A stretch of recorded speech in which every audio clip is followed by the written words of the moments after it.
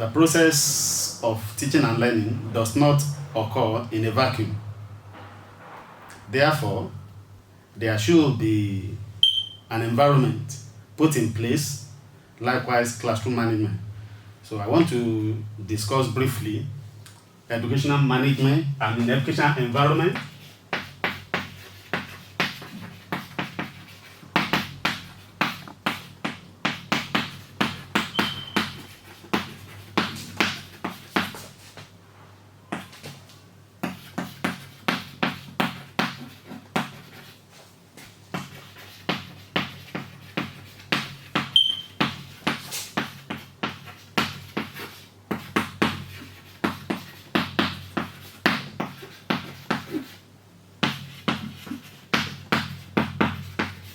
Yes, educational environment, classroom management, and teaching and learning.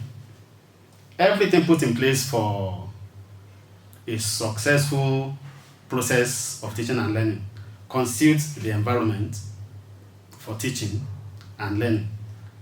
And when we talk about environment, we are talking about an environment that is conducive for the teaching and the learning process. I want to pick the conducive environment because when we have conducive, then we have the one that is not conducive. So I want to emphasize that of conducive environment. A conducive environment is the one that has the totality of the conditions necessary for a good learning and teaching, or teaching and learning, as the case may be. What are the components of a conducive learning environment? The school environment that contains the structure, that's the classrooms, the buildings. It will have playgrounds where children can play at the right time, where children can eat, where children can write comfortably, and so on and so forth.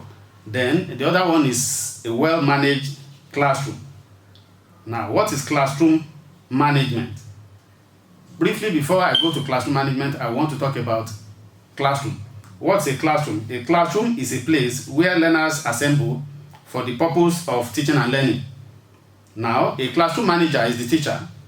The management of education starts from the policy making to the school management, then to the classroom manager.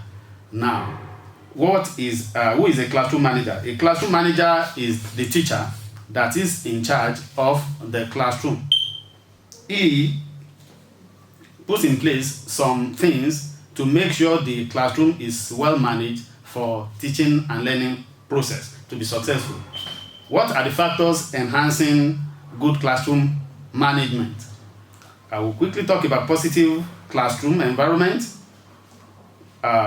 established rules and procedures, classroom arrangements and their consequences, reward and punishment, then good teacher-student relationship, then the encouragement of students' success. Let me quickly pick number one, which is positive classroom.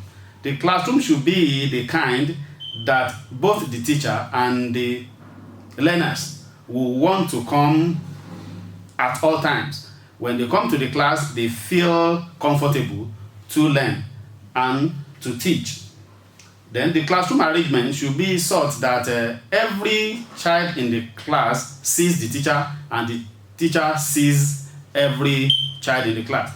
The sitting arrangement will be the sort that the teacher's table or seat will be the one that is strategically located for every child to sit. Then there should be established rules and procedures that will be put in place. The children should be made to be part of the formation of the classroom procedures and rules. For example, the rules like don't come to class late, no late coming, don't write when you are not asked to write, no eating during teaching, and so on and so forth. Then there should be consequences, reward and punishment that will follow these procedures and rules for those that will violate any of them. For example, when a child does against the rules and procedures are already in place, that child should be able to face the consequence. I will not want to call it punishment because punishment may be negative. consequence will make both the person that is dishing out the consequence and the person that is receiving to understand the reason and why it is done. Then there should be good teacher-student relationship. There should be good rapport. If there is an issue to discuss, the teacher should employ what we call co-generative dialogue to solve matters between children and even between him and learners. Then action research also can also be employed in his relationship with his or her relationship with the learners.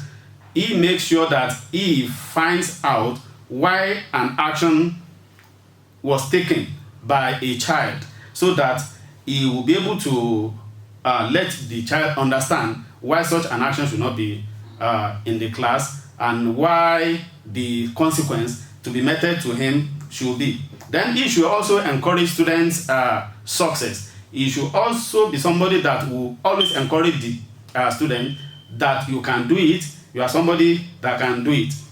I want to quickly go to classroom management styles. For a classroom manager, there are different styles that can be adopted in the classroom. Number one is authoritative, the second authoritarian, the third indulgent, and the fourth permissive. The authoritative style is the one that makes the teacher and pupils discuss issues before instructions are given. They know why the instruction is given and why such a thing should be established in the class. That is an authoritative style of management in the class. Then we have the authoritarian. The authoritarian style is the sort that the teacher dishes out instruction. The children will not dare to ask questions why such instructions came forth. Well, then we have the indulgent. The indulgent style is the one that the children are indulged in diverse actions. Virtually everything the children do will not be questioned by the teacher. They do it the way they want it. Occasionally, the teacher can come up to ask them questions, but he has indulged them in some ways. Then permissive or laissez-faire style of classroom management is the one that allows everything to go in the class. The children do whatever they like, when they like it, and how they like it, without teachers' interference. Now, I want to quickly talk about classroom management styles, like I said earlier on. But in a teacher doing that, he has some characteristics to be a good manager. It doesn't matter the style he wants to adopt, but I want to quickly say that one particular style may not be the best for classroom management. It will be a conglomeration of all the four styles that I've been able to mention. There will be time that the teacher will be permissive. There will be time that he will indulge the children in some things. There will be time that will be authoritarian, and there will be time that he will be authoritative, depending on the situations on ground. Now, what are the characteristics of a good classroom manager? Number one, he has to be patient. He must be somebody that is patient, that can go with the children at their level. Then he or she should be determined. When he says something, he should mean it. Then he should be consistent in his actions. He shouldn't, whatever he does for A should be done for B, not meting out different consequences for the same action to different children. Then he should be firm and also considerate. Now, how do conducive educational environment and classroom management affect teaching? What are the importance of conducive educational environment and classroom management in teaching and learning process? Number one, they make teachers and learners feel loved if they are properly put in place. I said earlier on that we have conducive learning environment. In the conducive learning environment, the teacher and the learners will be feeling loved. The two of them will be feeling loved. The enhanced teacher-pupil relationship, the cordiality between the teacher and the pupils will be enhanced. And excellent time management. If the classroom is well managed, the time for lessons, the time for break, the time to play, the time to do sports. Everything will be adequately managed. They will have adequate timetable that will be followed strictly. Then the individual differences in learners will be adequately catered for. They also enhance the achievement of the purpose for which the children are in the class, which is to learn and for the teacher to teach. I said earlier on that teaching and learning do not take place in a vacuum. The teacher and the pupils have a role to play in making sure that the environment and the classroom management are good enough for the success of the teaching and learning process.